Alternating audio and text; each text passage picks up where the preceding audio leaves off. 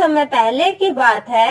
इसी राज्य में एक राजा राज्य करता था, परंतु वह किसी भी फैसले को सही ढंग से सुलझा नहीं पाता था, क्योंकि राजा का मंत्री बहुत ढीला तथा सुस्त था और ना ही वह अधिक बुद्धिमान था, जिसके कारण राजा किसी भी फैसले को सही ढंग से सुलझा नहीं पाता था।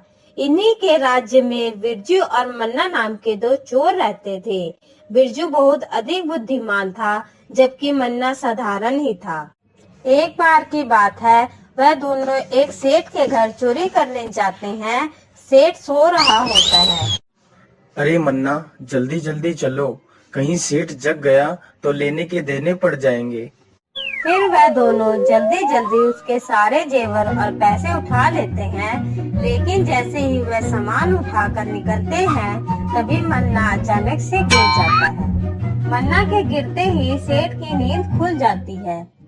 अरे कौन हो तुम लोग, और इतनी रात को मेरे घर में क्या कर रहे हो? तभी सेठ की नजर जमीन पर पड़े जेवर और पैसों पर पड़ती है। अच्छा, तो तुम लोग चोर हो जो मेरे घर चोरी करने आए थे। मैं सुबह ही तुम दोनों की शिकायत राजा से करूंगा। सेठ सुबह होते ही राजा के पास पहुंच जाता है और उन दोनों की शिकायत राजा से करता है। महाराज, आज रात ये दोनों मेरे घर में चोरी कर रहे थे और मैंने इन्हें रंगे हाथों पकड़ा है।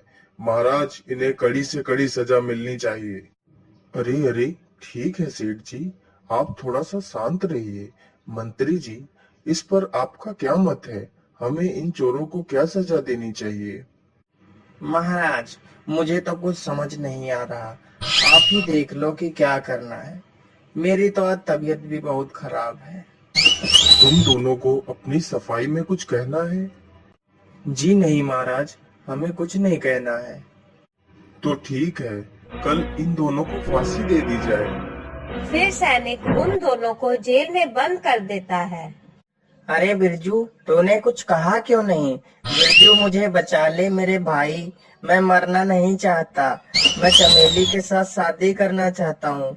भाई, मुझे एक बार बचा ले, मैं जीवन में कभी चोरी नहीं करूँगा। मन्ना, तुम चुप रहो, मुझे कुछ सोचने दो। इसी प्रकार रात गुजर जाती है। सुबह होते ही सैनिक उन्हें फांसी लगाने के लिए ले जाते हैं। जल्लाद जैसे ही बिरजू को नकाब पहनाने के लिए आगे बढ़ता है, तो बिरजू कहता है, अरे रुको रुको, मैं राजा से कुछ बात करना चाहता हूँ, फिर आप मुझे फांसी लगा देना। बिरजू, अब तुझे क्या बात करनी है? बोल। महाराज, मुझे फांसी मत दीजिए। हम दोनों ऐसी तरकीब जानते हैं जिससे आपके धन के भंडार भर जाएंगे, आप और भी समृद्धशाली राजा बन जाएंगे। अच्छा, वो कैसे? बताओ बताओ। महाराज, हम दोनों को हीरे और जवाहरात की खेती करने का मंत्र पता है। राजा चोर के मुंह से हीरे जवाहरात की खेती के बारे में सुनकर तुरंत उन्हें महल ले जाता है। बिरजू, मुझे जल्दी से बताओ, वह कौन सा मंत्र है जिसकी तुम बात कर रहे थे? महाराज, वह मंत्र हम किसी को नहीं बता सकते। वह मंत्र केवल हम लोग ही उपयोग कर सकते हैं, लेकिन हम आपको खेती करके दिखा सकते हैं। ठीक है बिरजू, तो चलो फिर खेत पर, मुझे खेती करके दिखाओ। फिर वह लोग खेत पर जाते हैं। महाराज, थोड़े से सरसों के बीज मंगवाइए। राजा तुरंत ही सरसों के बीज मंगवाता है और बिरजू को दे देता है। बिरजू आंखें बंद कर झूठ मूठ का मंत्र पढ़ता है और सरसों के बीज को खेत में बो देता है। महाराज, अब इन बीज से पौधे निकलने दीजिए, तब तक आप महल में आराम कीजिए। फिर राजा महल चला जाता है। बिरजू और मन्ना भी अपने घर चले जाते हैं। कुछ दिनों बाद उनमें से पौधे निकल आते हैं, तो राजा उन दोनों चोरों को बुलवाता है। अरे दिखाओ तुम दोनों, इसमें कहाँ हीरे जवाहरात लगे हैं? महाराज, आप कल सुबह आना, फिर मैं आपको दिखाऊंगा कि हीरे जवाहरात कहाँ लगे हैं। अगले दिन सुबह ही राजा और बाकी लोग खेत पर पहुंचते हैं, तो देखते हैं कि पौधों की पत्तियों पर ओस की छोटी छोटी बूंदें पड़ी हैं, जो कि सूरज की रोशनी पर ऐसे चमक रही हैं जैसे कि सचमुच ही हीरे लगे हों। तभी बिरजू बोल पड़ता है, महाराज, ये देखिए, हीरे लग चुके हैं। राजा ये देखकर बहुत खुश हो जाता है। राजा हीरे देखकर उन्हें तोड़ने के लिए आगे बढ़ता है। रुकिए महाराज, आप इन हीरो को नहीं तोड़ सकते। लेकिन मैं इन हीरो को क्यों नहीं तोड़ सकता? महाराज, इन हीरो को सिर्फ वही तोड़ सकता है जिसने अपने जीवन में कभी चोरी ना की हो। अगर चोरी करने वाला व्यक्ति इन हीरो को छुएगा तो ये जमीन पर गिरकर गायब हो जाएंगे। ठीक है, तो मेरे मंत्री इन हीरो को तोड़ेंगे क्योंकि उन्होंने अपने जीवन में कभी चोरी नहीं की है। मंत्री जी, जाइए और जल्दी से हीरे तोड़कर मेरे पास लेकर आओ। नहीं महाराज, मैं इन हीरो को नहीं तोड़ सकता क्योंकि मैंने भी अपने जीवन में एक बार चोरी की है। मंत्री जी, तुमने क्या चोरी की है? महाराज, मैंने एक बार ब्राह्मण की गाय चोरी की थी। चलो कोई बात नहीं, सैनिक तुम जाओ और इन हीरो को जल्दी से तोड़कर लेकर आओ। नहीं नहीं महाराज, मुझे माफ कर दो। मैंने भी एक बार चोरी की है, इसलिए मैं इन हीरो को नहीं तोड़ सकता। तुमने क्या चोरी की है सैनिक, बताइए मुझे। महाराज, मेरे घर में एक दिन कुछ भी खाने के लिए नहीं था, तो मैंने खाने की चोरी की थी।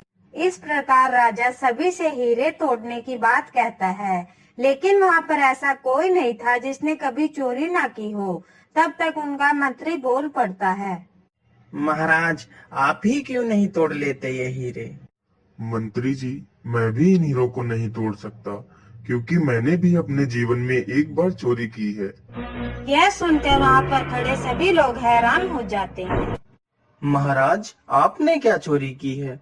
आपको किस वस्तु की कमी है जो आपने चोरी की थी? बिरजू, मैंने बचपन में अपनी दादी माँ के घी के लड्डू चोरी किए थे।